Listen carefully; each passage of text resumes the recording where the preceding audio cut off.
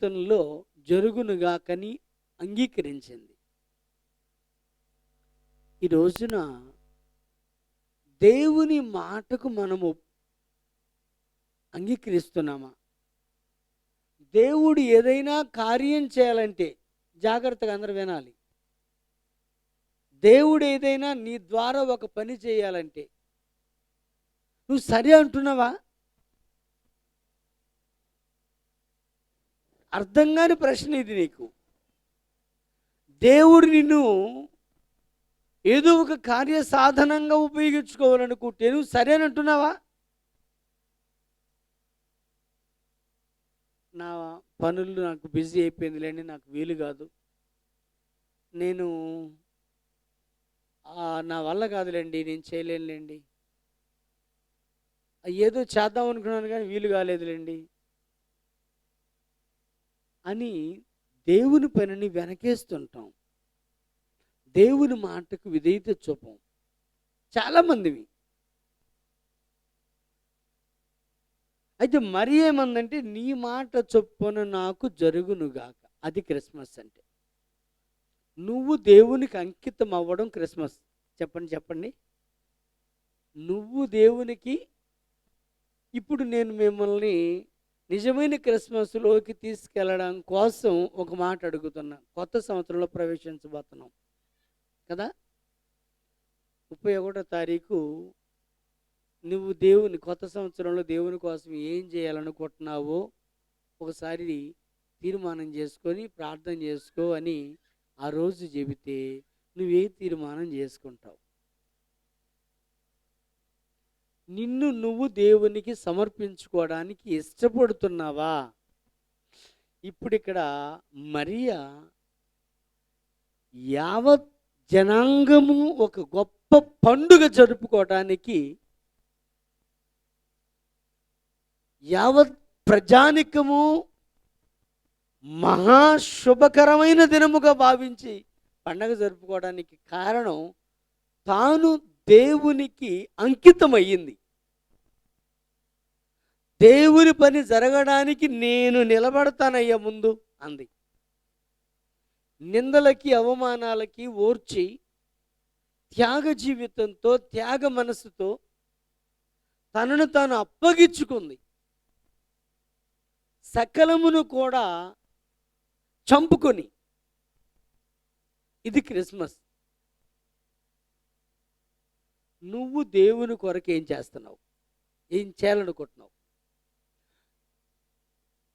దేవుని కోసం ఏ కార్యం చేయాలనుకుంటున్నావు? ఆలోచించాల్సిన విషయమే కదా ఇది. ఈ 7వ వచనంలో తొలిచూలు కుమారుని కని అనే మాటలో తండ్రి అయిన దేవుడు ఏదైతే ఆమె జీవితంలో చేయాలనుకున్నాడో మొదట దానికి అవకాశం ఇచ్చింది. తండ్రి చిత్తానికి అవకాశం ఇచ్చింది. ఆ తర్వాత తన సంసార జీవితానికి ప్రాధాన్యతనిచ్చింది. మొదటి ప్రాధాన్యత తండ్రి చిత్తానికి అప్పగించింది. ఆ తర్వాత సంసారిక జీవితానికి ప్రాధాన్యతనిచ్చింది. ఆ మొదటి ప్రాధాన్యత నువ్వెవరికి ఇస్తున్నావు? మొదటి ప్రాధాన్యత దేవుడు కోరుకుంటే దేవునికి ఇవ్వడాన్ని క్రిస్మస్ అంటారు. అదే నిజ క్రిస్మస్ అంటే. ఇప్పుడు రెండో మాట ఇక్కడ మనం గమనిస్తాము. ఏంటంటది? ఈ విషయం ఏది? ప్రభువారు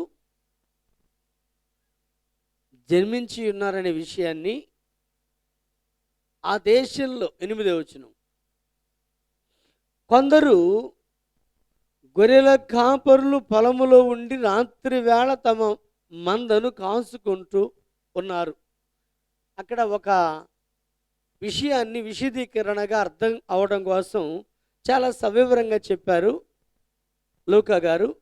9వ వచనం, ప్రభువు దూత వారి యొద్దకు వచ్చి నిలిచింది. ప్రభువు మహిమ వారి చుట్టూ ప్రకాశించినందున వారు భయపడ్డారు. ఆ దూత భయపడబాకమని వారిని చెప్తూ అభయమిస్తూ,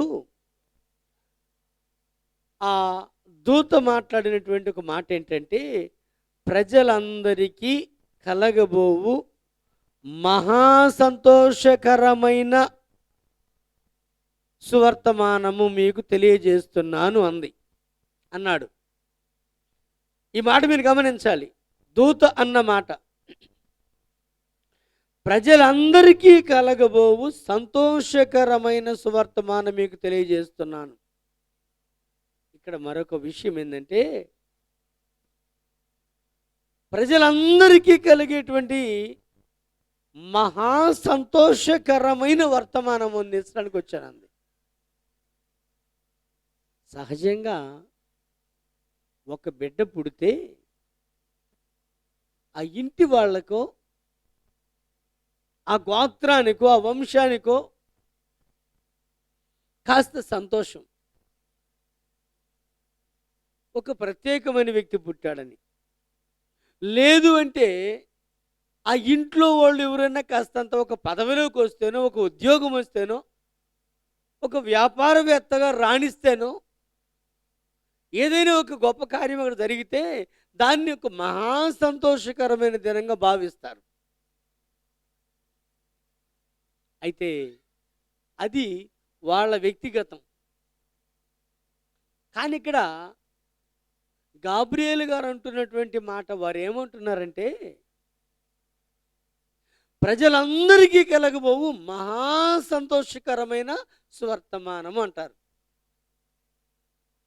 అంటే ప్రజలందరికీ అంటే యావత్ జనముల కోసమై ఇది శుభవార్త కాబోతుందని. ఆ మాట వాళ్ళు వినగానే ఆ గొర్రెల కాపర్లు ఏంటో వర్తమానం అన్నట్టుగా తేరి చూస్తున్నారు గాబ్రియేలు గారి వైపు. గాబ్రియేలు గారు కూడా ఆ మాట నేను చెప్పబోతున్నాను, భయపడుతూ ఉంటే మీరు దాన్ని అర్థం చేసుకోలేరు, ముందు భయపడబాకండి, ధైర్యంగా ఉండండి, నేను చెప్పే మాట మీరు జాగ్రత్తగా వినండి అని మాట్లాడుతూ, దావీదు పట్టణమందు నేడు రక్షకుడు మీ కొరకు పుట్టి ఉన్నాడు, ఈయన ప్రభు అయిన క్రీస్తు, దానికి ఇది మీకు ఒక గుర్తు, ఆనవాళ్ళు. ఒక శిశువు పొత్తిగూడలతో చుట్టబడి తొట్టిలో పడుకొని ఉండడం మీరు చూస్తారని చెప్పింది. ఆ చెప్పిన వెంటనే పరలోక సైన్య సమూహము ఆ దూతతో కూడా ఉండి, సర్వోన్నతమైన స్థలములలో దేవునికి మహిమయు, ఆయనకి ఇష్టలైన మనుషులకు భూమి మీద సమాధానము కలుగునుగాక అని దేవుని స్తోత్రము చేయుచు ఉండడం వీళ్ళు చూశారు. వాళ్ళ కళ్ళ ముందే జరిగినటువంటి ఒక సందర్భం ఏంటంటే, గాబ్రియేలు గారు వచ్చారు, ఒక శుభవర్తమానం చెప్పారు. వెంటనే పరలోక సైన్య సమూహము ఆ దూతతో కూడా ఉన్నారు. ఏ దూతతో? సమాచారం అందించటానికి వెళ్ళిన దూతతో ఎవరున్నారు? పరలోక సైన్యము ఉన్నారు. అంటే ఇప్పుడు మీరు ఇంకొక మాట గుర్తుపెట్టుకోవాలి.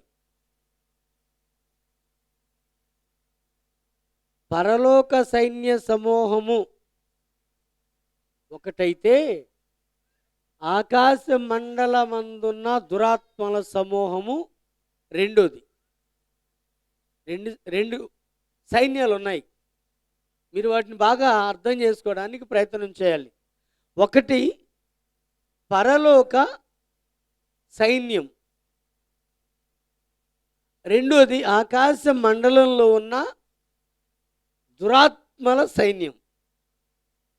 ఇప్పుడు ఇక్కడ పరలోకములో ఉన్న సైన్యము భూమి మీదకి దిగి వచ్చింది.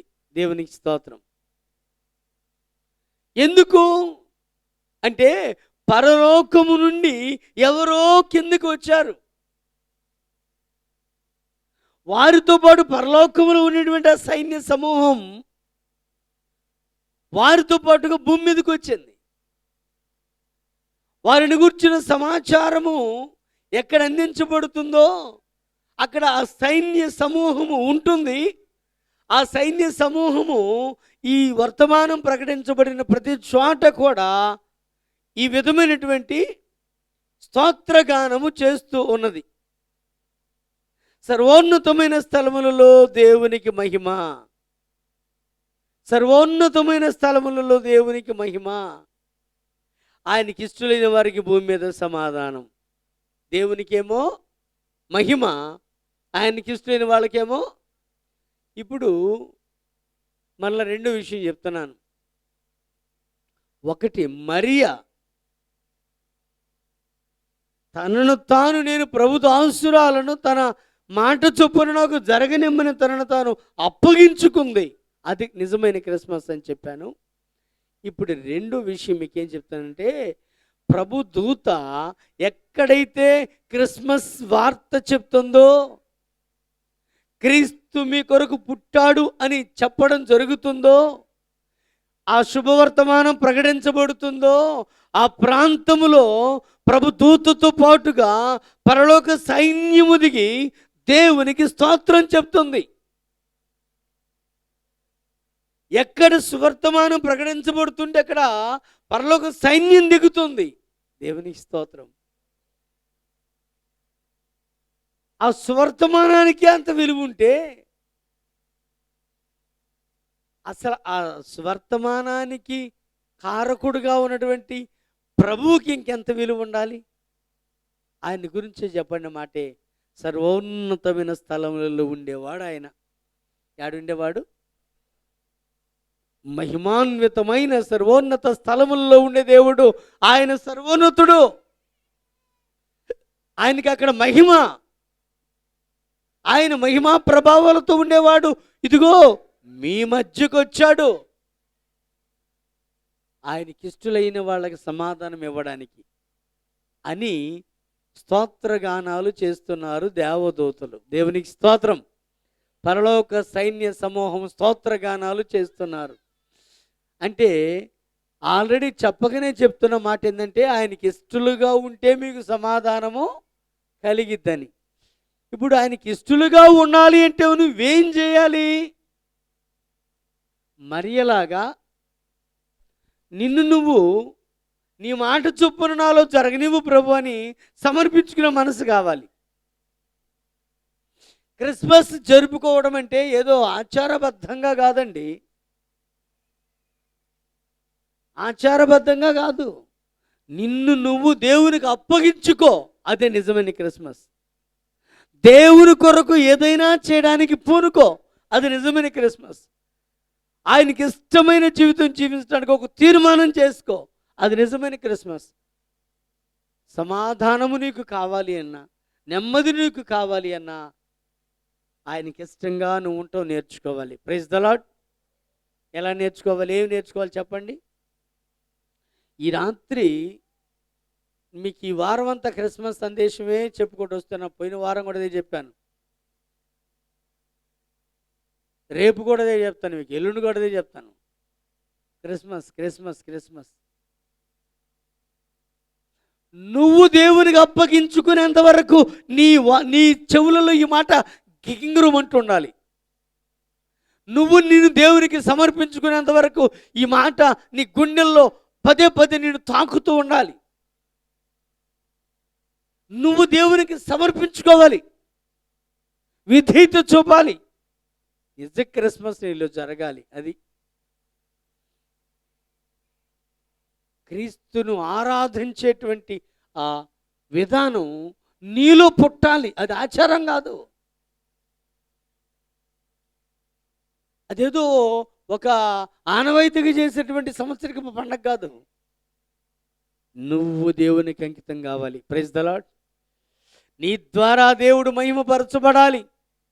సర్వోన్నతమైన స్థలంలో ఉన్న దేవుడు, ఆకాశ మహాకాశాలు పట్టజాలని దేవుడు నీ గుండె గుడిలో ఉండి, అంటే నిన్ను తన ఆలయముగా మార్చుకొని, తన గుడిగా మార్చుకొని నీలో ఉండి సంచరించడానికి ఇష్టపడి వచ్చిన దేవుడు కాబట్టి ఆయనకు నువ్వు సమర్పించుకోవాలి. ఆయనకు నువ్వు మహిమ తెచ్చే వ్యక్తివిగా ఉంటే ఆయన నీకు భూమి మీద సమాధానం ఇస్తాడు. ఇప్పుడు మీకు ఇక్కడ దూతలు వెళ్ళి చెప్పారు. ఎవరికి చెప్పారు? ఎవరు చెప్పారు? కాపరులకు. ఓకే, కాపరుల దగ్గరికి దూత వెళ్ళడం జరిగింది. ఇక మరలా మీకు నేను రెఫరెన్స్ చూపించుకున్న విషయం చెప్తాను, జాగ్రత్తగా వినండి. ఖగోళ శాస్త్రజ్ఞులుగా ఉన్న జ్ఞానులైనటువంటి కొందరు వ్యక్తులు ఆకాశంలో జరిగిన ఒక మార్పును చూశారు. ఆకాశంలో ఒక చుక్క పుట్టింది. వెంటనే వాళ్ళు దాన్ని చూడగానే ఏదో వింతైన తార ఆకాశంలో కనబడుతుంది. ఆకాశంలో కనబడుతున్నటువంటి ఈ తారకు ఏదో ఒక గొప్ప సూచన ఉన్నది, ఇది ఏమై ఉంటుంది అని లేఖనాలు తిరగడం మొదలుపెట్టారు. వాళ్ళు లేఖనాలు చదవడం మొదలుపెట్టారు. ఎక్కడైనా ఇటువంటి తార పుడుతుందని వ్రాసారా? ఏదైనా ఒక ప్రత్యేకమైన వ్యక్తి పుడితే ఆ తార కనబడుతుంది. ఏదైనా ఒక ప్రత్యేకమైన వ్యక్తి వస్తేనే ఆ ప్రత్యేకత కనబడుతుంది. అసలు ఏమై ఉంటుంది ఇది అని ఆ నక్షత్రాన్ని చూస్తున్నారు వాళ్ళు. మీకు నేను చెప్పానుగా, వాళ్ళు మహాజ్ఞానులు కనుక వాళ్ళ జ్ఞానం ఉపయోగించి ధర్మశాస్త్రం అంతటిని పుక్కిట పట్టేస్తామన్నారు. అలాగా ఖండితం చేస్తున్నారు. ఎక్కడ ఎక్కడ ఎక్కడ ఈ తార, ఈ ఆకాశంలో కనిపిస్తున్నటువంటి ఈ ప్రత్యేకమైన ఈ నక్షత్రం ఎవరిని చూపిస్తుంది అని దాన్ని గమనిస్తున్నారు. అయితే ఆ తార కదలడం చూశారు వాళ్ళు. ఏం చూశారు? ఆ నక్షత్రం, మనం కట్టిన నక్షత్రాలు కదలవు, దుర్రు కదలడం కట్టేస్తాం ఆడ. కానీ ఆ నక్షత్రం కదలడం గమనించి ఇదేదో కదులుతుంది కాబట్టి ఇదేదో మార్గదర్శిగా ఉంది, దారి చూపించేదిగా ఉంది కనుక దీన్ని అనుసరిద్దామని ఆ నక్షత్రాన్ని అనుసరిస్తూ వెంబడించారు జ్ఞానులు. ఈ నక్షత్రమే ఇక్కడ తూర్పు దేశంలోకి ఉన్నటువంటి జ్ఞానులను కదిలిచ్చింది. వాళ్ళు బయలుదేరారు. పరివారం చేతబుచ్చుకొని, ప్రయాణపు ఖర్చులు చేతబుచ్చుకొని, ప్రయాణ భోజనాలు సిద్ధపరచుకొని, ఆ ప్రకారంగా సామాగ్రిని తీసుకొని, ఈ ప్రత్యేకముగా పుట్టిన వ్యక్తి ఎవరో అతను దర్శించి ఆయనకి కానుకలు అర్పించాలని కొన్ని కానుకలు తీసుకొని బయలుదేరి అలాగ వచ్చాయి. మరి ఆ తార నడిపించిన దారినే వచ్చేశారు. ఆ తార వచ్చి యోసేపు మరియమ్మలు ఉన్నటువంటి ఆ ఇంటి దగ్గర ఆగింది, పశువుల శాలలో. వాళ్ళు అక్కడికి వెళ్ళారు. మనం జాగ్రత్త గమనించాలి. తారను చూడగానే వాళ్ళకి వచ్చిన డౌట్ ఏంటంటే మహారాజు పుట్టాడు అని. ప్రత్యేకమైన వ్యక్తి ఉన్నాడంటే రాజుల్లోనే ఉంటాడు కాబట్టి, రాజవంశీకుడు అయి ఉంటాడు కాబట్టి, ఆ రాజవంశీకుడు ఆ ప్రాంతంలో ఎవరని యోదయా దేశం చేరుకొని, యోదయా దేశపు బెత్లెహేమా, యోధా పట్టణాలలో నువ్వు అల్పమైన దానవైనా నీలో ప్రజలను ఏలబోయేవాడు పుడతాడు అని వ్రాయబడిన మాట చదివిన వాళ్ళు, అయితే ప్రజాపాలకుడు పుట్టాడు, ప్రజాపతి పుట్టాడు, అయితే రాజవంశీకుడే, రాజు ఇంట్లోనే పుట్టుంటాడని వాళ్ళు అనుకుని హేరోదు ఇంటికి వెళ్ళారు. ఎక్కడికి వెళ్ళారు? హేరోదు ఇంటికి వెళ్ళి ఆ గొప్ప నక్షత్రాన్ని చూసి వచ్చామండి, మీ వంశంలో పుట్టినటువంటి ఆ బాబు ఎవరు, మేము చూడొచ్చా అని అడిగితే అప్పటి వరకు తెలియనటువంటి అతను, అవునా పుట్టాడా, మా వంశంలో కాదే, మా ఇంట్లో కాదే, ఎక్కడో పుట్టాడో మరి ఒకసారి కనుక్కొని నాకు కూడా చెప్పండి, నేను కూడా మీలాగా వచ్చి ఆరాధిస్తానన్నాడు. కపటముతో. ఇక్కడ మీకు మరొక మాట చెప్తాను. వాళ్ళు మరలా బయటకు వచ్చి ఆ ఇంట్లో నుంచి మరలా ఆ తార వైపు చూశారు, నక్షత్రం వైపు చూశారు. ఆ నక్షత్రం మరలా కదులుతుంది. ఇది కాదు బాబు దారి, ఇంకా మీ గమ్యం జారలా, రండి రండి అని. ఆ నక్షత్రం కదలటం చూసి అట్టయితే ఇంకెక్కడికి తీసుకెళ్తుంది, ఇక్కడ కాదు, మనం పొరపాటుని ఇక్కడికి వచ్చామని ఆ నక్షత్రాన్ని మరలా ఫాలో అయ్యారు. ఆ నక్షత్రం అలాగ తీసుకెళ్ళి యేసు ప్రభు ఉన్న ప్రాంతానికి చేర్చింది. ఇప్పుడు మీకు ఒక మాట, ప్రతి ఒక్కళ్ళు నక్షత్రం కట్టడానికి గల కారణం ఏంటంటే ఆ నక్షత్రం అని. ఏ నక్షత్రం? యేసు ప్రభు ఉన్న చోటికి జ్ఞానులను నడిపించింది ఆ నక్షత్రం. దానికి సూచనగా కడతారు, ఈ నక్షత్రమే నడిపించింది అని. నక్షత్రం అనగానే మీకు తెలుసు, నీలాగా దానికి నోరు ఉండదు, నీలాగా దానికి మాట్లాడేటువంటి ఎగబడి తెగబడి మాట్లాడే నోరు ఉండదు దానికి, నీలాగా తిరగబడేటువంటి మైండ్ ఉండదు దానికి. కానీ దేవుని పని కోసమై జ్ఞానులను తీసుకొని వచ్చింది. ఎవరిని తీసుకొచ్చింది? ఆయన ఆరాధించడానికి, దేవుని ఆరాధించడానికి జ్ఞానులను. వినాలి జాగ్రత్తగా. వింతైన తారక వెలిసింది గగనంలోని పాట పాడుతున్నాం. కానీ ఆ తారక చక్కగా కొందరిని ప్రభు దగ్గరికి నడిపించింది. నువ్వెంతమందిని నడిపిస్తున్నావు? నువ్వెంతమంది నడిపిస్తున్నావు అనేది నువ్వు అర్థం చేసుకొని కనీసం ఈ క్రిస్మస్లోనైనా ఒక వ్యక్తిని నువ్వు నడిపించగలిగితే అది నీ జీవితంలో నిజమైన క్రిస్మస్. ఒక్క వ్యక్తినైనా నువ్వు నడిపించగలిగితే, ఒక వ్యక్తి అయినా నీ నడవడికను బట్టో, నీ ప్రవర్తనను బట్టో, నీ మాటను బట్టో దేవుని దగ్గరికి వస్తే అది ఆ వ్యక్తికి నిజమైన క్రిస్మస్. నువ్వు కూడా నిజమైన క్రిస్మస్ జరుపుకున్నట్టు అర్థం. నిన్ను బట్టి ఒక వ్యక్తి దేవుని దగ్గరికి రావాలి. ఆ నక్షత్రాన్ని బట్టి వచ్చాడు, దేవుని ఆరాధించారు, దేవునికి బహుమతులు ఇచ్చారు, మార్గదర్శిగా నిలబడింది. మరి ఈరోజు నువ్వు ఎలా ఉన్నావు? ఈరోజు నీ ఆలోచన విధానం ఎలా ఉన్నది? దేవునికి నువ్వు ఎలా ఉపయోగపడుతున్నావు? దేవుని చేతిలో సాధనానివేనా? దేవునికి నీ వంతుకు నువ్వేమైనా ఉపయోగపడగలుగుతున్నావా? ఒక వ్యక్తిని నువ్వు నడిపించగలుగుతున్నావా? ఇక్కడ మీకు మరొక విషయం చెప్తాను. ఏంటంటే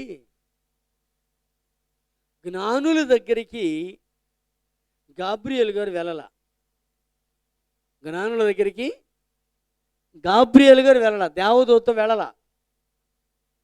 నక్షత్రం కనబడింది, నక్షత్రాన్ని అనుసరించి వచ్చేసారు. ఓకే, వాళ్ళకి అంత పెద్దగా తేటగా బోధించాల్సిన పనిలా, వాళ్ళకి సింపుల్గా ఆనవాళ్ళు కనపడితే చాలు వచ్చేస్తారు దేవుని దగ్గరికి వాళ్ళు. ఎందుకంటే జ్ఞానం కలిగిన వాళ్ళు. ఎటువంటి వాళ్ళు? జ్ఞానం కలిగిన వాళ్ళు కాబట్టి ఆనవాళ్ళు కనబడితే వస్తారు.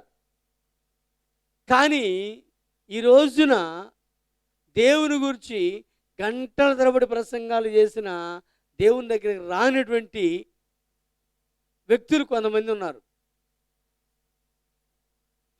గంటల తరబడి ప్రసంగాలు వింటారు, కానీ దేవుని దగ్గరికి మాత్రం రారు. దేవునికి మాత్రం వాళ్ళ జీవితాలు ఇవ్వరు, దేవునికి మాత్రం వాళ్ళ హృదయాలు సమర్పించరు. దేవుడంటే పట్టి పట్టినట్టుగా అంటున్నట్టుగా ఉంటారు.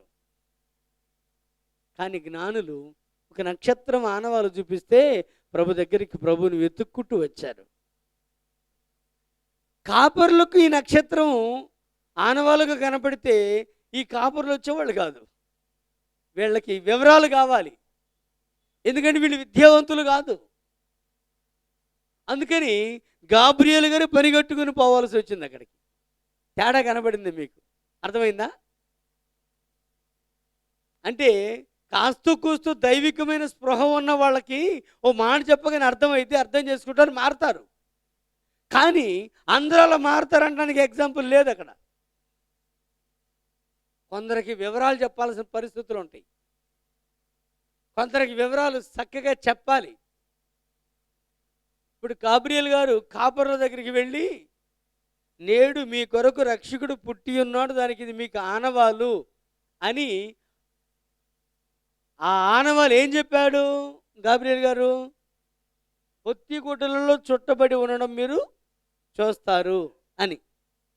నక్షత్రం ఆనవాలు ఏం చూపించింది? ఇదిగో ఒక ఒక ప్రత్యేకమైన వ్యక్తి పుట్టాడు అని.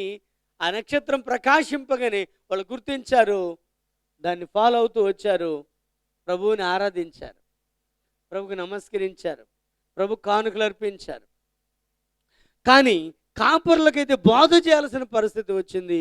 బోధ చేశాడు అక్కడ గాబ్రియల్ గారు. ఆ బోధ విన్న కాపర్లు మారు మనసు పొందారు. ఏం చేశారు? మనసు మార్చుకున్నారు, గొర్రెలను వదిలిపెట్టేశారు. అక్కడ అలాగా చూసొద్దాం రండిని వచ్చారు. 15వ వచనం చూడండి. ఆ దూతలు తమ యుద్ధ నుండి పరలోకమునకు వెళ్ళిన తర్వాత, ఇక్కడ సందర్భం చదువుతున్నారా?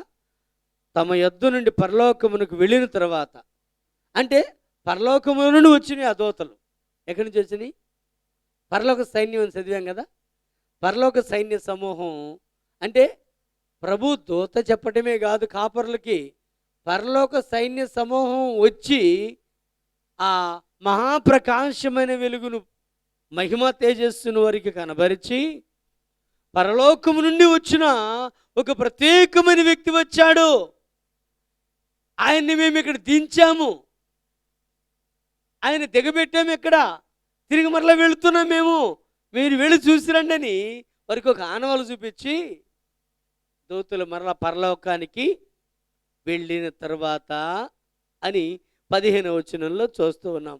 లోకసువార్త 2వ అధ్యాయము 15వ వచనం. పరలోకమునకు వెళ్ళిన తర్వాత ఆ గొర్రెల కాపర్లు జరిగిన ఈ కార్యమును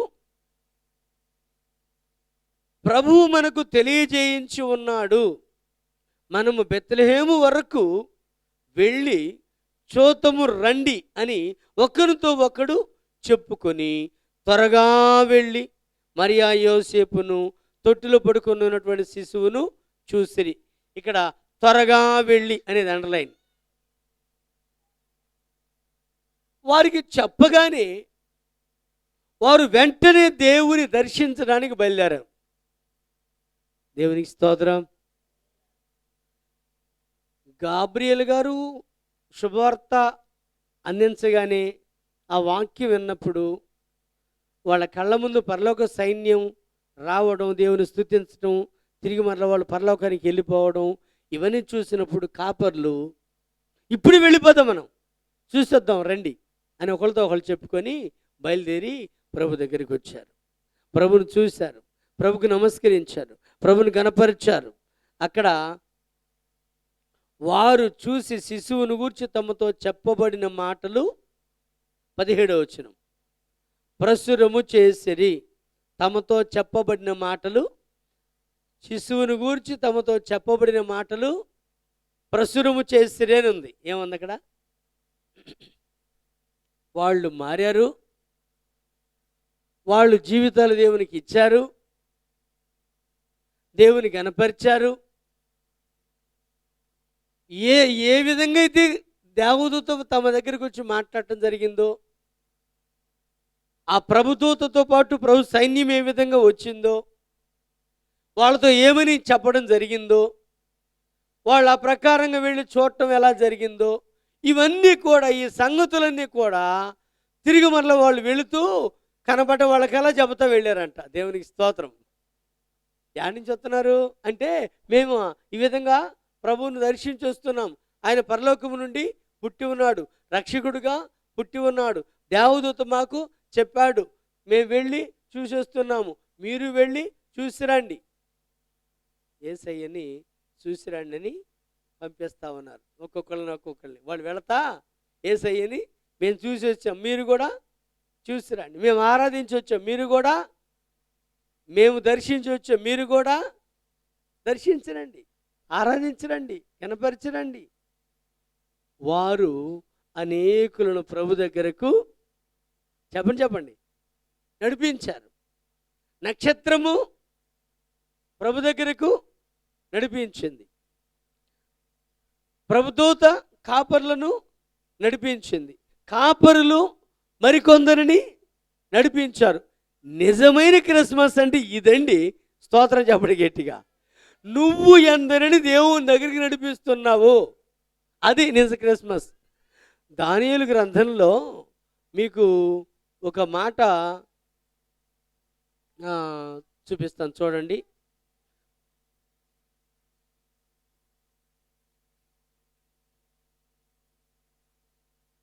దానియేలు గ్రంథం 12వ అధ్యాయం 3వ వచనం. బుద్ధిమంతులైతే ఆకాశ మండలములోని జ్యోతులను పోలిన వారై ప్రకాశించెదరు. నీతి మార్గము అనుసరించి నడుచుకొనున్నట్లు ఎవరు అనేకులను త్రిప్పుదురో వారు నక్షత్రాల వలె నిరంతరం ప్రకాశిస్తారు. ఇప్పుడు మీరు ఒక మాట నేర్చుకోవాలి. ఏంటంటది? నీతి మార్గము అనుసరించి నడుచుకొనున్నట్లు ఎవరు అనేకులను త్రిప్పుతారో వాళ్ళు నక్షత్రాల్లాగా ప్రకాశిస్తారట. ఇప్పుడు ఆ నక్షత్రమే కాదు, ఇప్పుడు ఆ నక్షత్రం లాంటి నువ్వు కూడా అలాగే విరాజిల్లాలి అంటే, నీ వెలుగు ప్రకాశించబడాలి అంటే, నువ్వు కూడా నిజ నక్షత్రానివి కావాలి అంటే అనేకులను దేవుని దగ్గరకు నడిపించే వ్యక్తివిగా ఉండాలి. దేవునికి స్తోత్రం. చెప్పండి చెప్పండి, ఎలా ఉండాలి? దేవుని దగ్గరికి అనేకులు నడిపించే వ్యక్తివిగా. ఈ పని మనం చేస్తున్నామా? మనమే సక్రమంగా రాము, ఇక ఇతరులను మనమేమి నడిపిస్తాము అన్నట్లుగా ఆలోచిస్తున్నారు కదా. దేవుడు నీకు గొప్ప అవకాశం ఇచ్చాడు. ఆయన బిడ్డవి అని చెప్పుకునే భాగ్యం ఇచ్చాడు. లోకానికి లేదు ఈ భాగ్యం.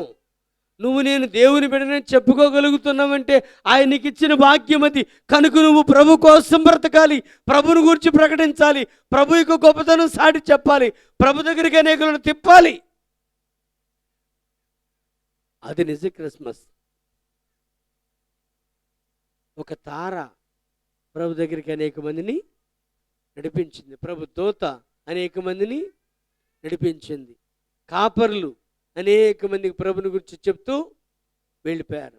అనేకులు ప్రభు దగ్గరకు రావడానికి మార్గదర్శకులుగా మారారు. ఇందులో నక్షత్రం ఉన్నా, కాపర్లున్నా, ప్రభుదూతున్నా ప్రభువుని గురించి ప్రకటించారు. మరియా తన జీవితమునే త్యాగం చేసింది. మరి నువ్వేం చేస్తున్నావు ప్రభు కోసం? అసలు నిన్ను నువ్వు అప్పగించుకున్నావా? నువ్వేం చేస్తున్నావు ప్రభు కోసం? ఎందరిని ప్రభు దగ్గరికి నడిపించావు? ఏ విధముగా ప్రభువుకు ప్రియమైనటువంటి సాక్షిగా, ప్రియమైన బిడ్డవుగా నువ్వు ఉన్నావు? ఒక్కసారి నిన్ను నువ్వు దేవునికి సమర్పించుకోవాలనే విషయం మీకు తెలియజేస్తున్నాను. దేవుని కొరకు ఒక నమ్మకమైన వ్యక్తివిగా, దేవునికి చిత్తము చేస్తున్న వ్యక్తివిగా, నీ మాట చొప్పున నాకు జరుగును గాకని దేవునికి అంకితమైన వ్యక్తివిగా నువ్వు ఉండాలని ఈ రాత్రి మీకు తెలియజేస్తున్నాను. క్రిస్మస్ అంటే పండుగ జరుపుకోవడం కాదు. క్రిస్మస్ అంటే క్రీస్తును ఆరాధించటం. క్రీస్తును ఆరాధించడం, క్రీస్తును గణపరచడం, క్రీస్తును స్తుతించడం, క్రీస్తును ప్రచురపరచటం నువ్వు చేయగలుగుతున్నావా? అలా చేస్తే నీకు మేలు. అలా చేస్తే ప్రభుత్వం చేస్తున్న వ్యక్తి అవుతావు. అలా చేస్తే దైవ సంకల్పం చొప్పున నడిచిన వ్యక్తి అవుతావు. ముగించే ముందుగా మీకు ఈ విషయం గుర్తు చేసి ముగిస్తాను. అదేంటంటే, దేవుని కోసమై నీ వంతుగా నీ జీవిత దినములు సంపూర్ణము కాక మునుపు దేవుని కోసమై నువ్వేం చేయగలవో అది చెయ్యి.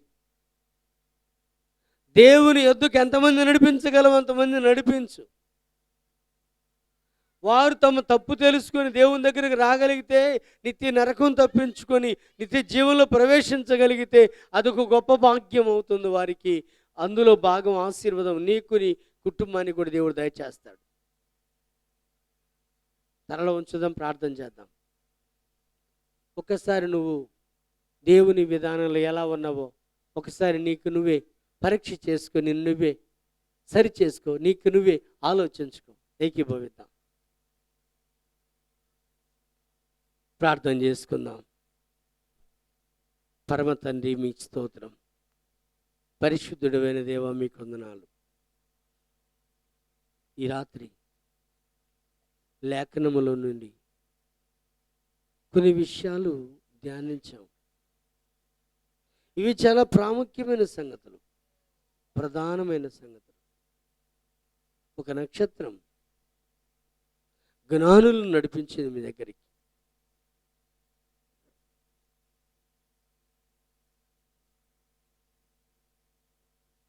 ప్రభుదూత కాపర్లను నడిపించింది మీ దగ్గరికి. కాపర్లు అనేకులకు ప్రచురం చేశారు తాము విన్న వాటిని, చూసిన వాటిని.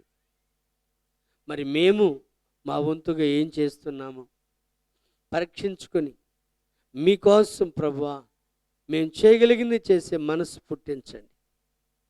మార్పు లేని వారిలో మార్పును తీసుకురండి. రక్షణ లేని వారి రక్షణ దయచేయండి. సంవత్సరాలు జరిగిపోతున్నాయి, మార్పు జనములలో రావడం లేదు, పరివర్తన జనములలో రావడం లేదు. పరివర్తన మీరు కలుగు చేయండి, నూతన కార్యం జరిగించండి. ప్రతి వ్యక్తిని, ప్రతి కుటుంబాన్ని మీరు దర్శించండి. ఇదిగో ఒక ప్రత్యేకమైనటువంటి వర్తమానము నా కొరకే దేవుడిచ్చాడని వారు గ్రహించి మార్పు చెందుటకు మీరు పురుగొల్పండి. మహిమా ఘనత మీరు పొందుకొని మీ కృపలో బలపరచమని, దీవించి ఆశీర్వదించమని యేసు నామములో ప్రార్థించడికి వేడుకొనుచున్నాం పరమ తండ్రి. ఆమేన్. అందరం అలా ఉన్నాం. తండ్రి అయిన దేవుని